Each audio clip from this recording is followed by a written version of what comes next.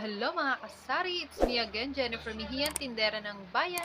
Ayan, hello sa mga magbubukas pa lamang po ng sari-sari store or nagbabalak na magsimula ng sari-sari store. So ayan, hindi lang po basta capital na pangpuhunan or yung mga items na ititinda or yung location na pagtatayuan ng negosyo ang ihahanda natin. No?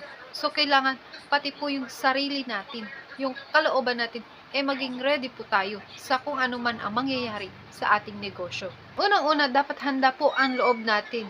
Kailangan handa po tayo sa masasabi nila about sa ating product. No?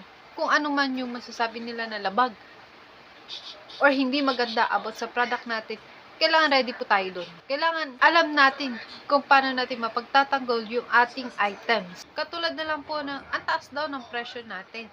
Pero mag-utos ka na bumili sa kabilang tindahan. Halos same lang po kayo ng presyo. Ito na-experience ko po yan mga kaibigan. Nung bagong bukas pa lang po yung sari-sari store ko, syempre nangangapa pa tayo sa mga presyo, kung paano magpresyo, hindi pa natin yan gamay. And then may isang customer ako, sasabihin niya, ang taas naman ng presyo mo. No? Nag-try ako, natusa ko yung asawa ko bumili sa kabilang tindahan. Kung saan siya bumibili? Same product, same items. Nagpabili ako sa kanya. Same lang ng presyo, mga kaibigan. So, kailangan marunong tayong mag-handle ng ganong senaryo. Kung papatulan ba natin or hindi. Kailangan po handa yung loob natin sa mga ganong bagay. Ikalawa, open-minded. Kailangan maging open-minded po tayo sa mga bagong bukas na tindahan. Isipin natin na kaya po sila sari-sari store, kaya rin sila nagtatayo ng sari-sari store kasi gusto po nila ng additional kita. Or isipin natin na na-inspire din sila sa atin. Kaya din sila nagtayo ng sari-sari store. Hindi po yung may nagbukas lang ng sari-sari store. Isipin na natin na katapusan na ng mundo. 'Di ba? Masyado na nating didibdibin. Ano ba yan? Bukas-bukas pa to? Ang dami-dami na nga sari-sari store dito. Maging open-minded tayo na, kaya pala marami bibili sa kabila kasi mababa pala yung presyo doon. So, ano yung dapat kong gawin? No? Kailangan ganun. Kailangan solusyon po yung iisipin natin lagi. Huwag na po natin dagdagan kung ano man yung nagpapabigat sa ating problema. Kailangan mapagaan po natin yung nararamdaman natin at mahanapan po ng solusyon kung ano man po yung problema. Yung pangatlo po, wag po tayo maging balat sibuyas. Yung tipo na nilagpasan yung sari-sari store natin at sa kabilang tindahan bumili. No, didibdibin na natin yun. Bakit hindi siya bumili sa akin? No, yung nakasimangot na tayo. Diba? Naiinis na tayo, nagagalit na tayo. Diba? Masyado na natin dinidibdib. Yung ganong pangyayari na nilagpasan tayo ng customer. Kailangan hindi po tayo maging balat sibuyas. Kailangan maging ready po tayo. No? Maging ready po yung kalooban natin. Na hindi yung masyado tayong magpapa-apekto sa mga naririnig natin, sa mga nasa paligid natin, sa mga nangyayari sa buhay natin. No? Masyado tayong nagpapa-apekto, masyado tayong nagpapaka-stress. Kailangan maging positibo lang po tayo lagi. Kasi pag po negative, yung lagi nating ina-absorb sa katawan natin. Let's say, masyado tayong nagpa-apekto doon sa customer na bumili sa kabilang tindahan, no? Naging malungkot na tayo. Alam niyo yun? Pag naging malungkot tayo, magagalit na tayo, maiinis na tayo, wala na tayong ganang kumain, high blood na tayo. No? At pag may bumili, galit na tayo. Pag po nag-absorb tayo ng negative po, yun lalapit sa atin. Pero pag positibo po, yung inabsorb natin, lahat ng mangyayari sa atin, positive. Kasi positibo tayo, positibo yung pananaw natin eh. Positive vibes na po mismo yung lalapit sa atin. Pero kung negatibo po yung ina-absorb natin, negative yung lalapit sa atin. So yun nga po yung example ko na masyado tayong nagpa-apekto doon sa customer na sa kabilang tindahan bumili. Negative yon. Kasi malulungkot tayo, magagalit tayo, maiinis tayo, mawawalan tayo ng ganang kumain. Yung susunod na customer, galit na tayo. Then ang mangyayari doon sa kasunod na customer natin, aalis na yan. Or hindi na yan babalik sa'yo. Kasi, isipin ng customer na yun, sungit naman nagtitinda dito. Kasi inabsorb natin yun eh, yung negatibo na yun eh, yung negatibo na sa isang customer bumili sa harap ng tindahan natin, inabsorb natin yun eh. Kaya yung negative, nadagdagan. Lalong nawalan tayo ng customer kasi naging galit tayo, na high blood tayo, 'di ba? So negative na naman yun.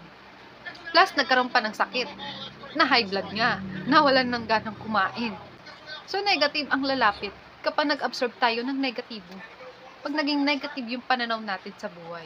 Pero kung positibo po, yung naging pananaw natin, bumili siya sa kabilang tindahan. Okay lang, baka mura dun. Doon na lang siya bumili. Alam niyo, masaya pa din kayo. Diba? Yun yung positibo.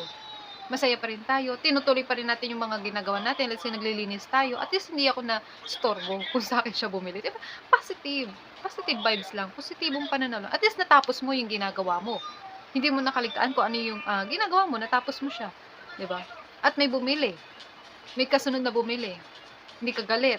Masaya ka, masaya nakitungo sa customer. Masaya mong napagbilhan yung customer na yun. Hindi isipin ng customer, ang bait naman pala dito. Ang bait naman ng nagtitinda dito. Babalik sa'yo yung customer. Magiging suki mo pa siya. Positive po, yung pananaw natin sa buhay. Positibo yan lahat. Lahat ng mangyayari sa buhay natin, lahat ng mangyayari ngayon, positive. Maraming papasok na pera, marami kang magkakaroon ka ng maraming suki, maging customer. Kasi nga positive ka eh. Masaya ka na nagtitinda sa kanila, diba? Pero kung negatibo ka, masungit ka, high blood ka, lagi kang galit, mawalan ka ng customer. Negative yun. So, ito po yung sinasabi ko sa inyo mga kasari mo, na kailangan i-ready po natin yung ating kalooban. Hindi lang basta capital, yung mga business permit, yung ating mga items na ititinda, yung nire-ready natin. Kailangan yung sarili rin natin. Kasi, sa negosyo po, maraming mangyayari na kailangan din nating matutunan. Isipin na lang din po natin lagi yung mga positibo. Hayaan na natin yung mga negative na yan. Kasi wala po mangyayari. Sige, kayo din. Mamili na lang kayo kung ano yung gusto nyo. Kung negatibo or positive. Doon tayo sa positive. Kasi negosyo to eh. Ang hangarin natin kumita. 'Di ba? Kaya naman talaga tayo nagnenegosyo para kumita. Para dumami yung customer, para lumago yung negosyo natin. Doon tayo sa positive. Pero kung gusto mo naman na wala lang sa'yo yung negosyo mo, sige lang, doon na lang sa negatibo. Pero hindi po. Maging positibo po tayo. Okay? Lagi nakasmile. Diba?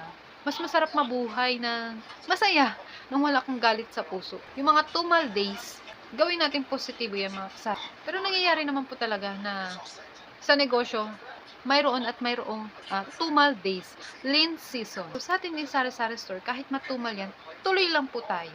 Diretso lang ang natin, yung goal natin. Yan talaga sa negosyo. Merong matumal, bawi-bawi naman pagka malakas. No? Bawing-bawi. Diba? Hindi naman sa lahat ng oras, sa lahat ng buong taon, matumal ang negosyo. Hindi po ganun. Meron din malakas. So, bawi-bawi tayo kapag maraming customer. Pag kotang-kota. No? Bawing-bawi tayo dyan. So, yan mga kasari. Hanggang dito na lamang po ang aking video. I hope ang natutunan nyo po sa aking video ay maging positibo. Piliin po natin maging positibo araw-araw. Kahit merong negatibo, mas piliin pa rin natin yung positibo. At kung meron man po kayo natutunan sa aking video, i-click nyo na po ang subscribe and notification bell para lagi po kayong update sa aking mga video. Thank you for watching. Bye-bye. Happy selling. God bless.